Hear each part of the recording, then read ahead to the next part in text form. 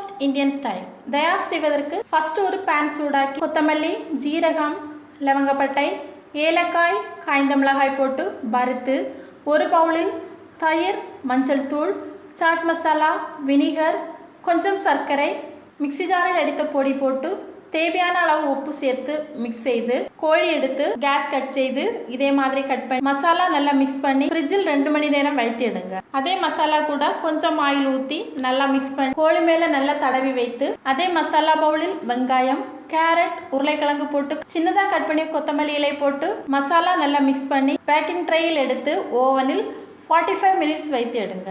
இப்போது நம்ம கோழி ரோஸ்ட் ரெடி. இதை நாம் ரைஸ் கூட வைத்து சாப்பிடலாம். ரொம்ப அருமையான சுவையான ரெசிபி கோழி ரோஸ்ட் இந்தியன் ஸ்டைல் ரெடி.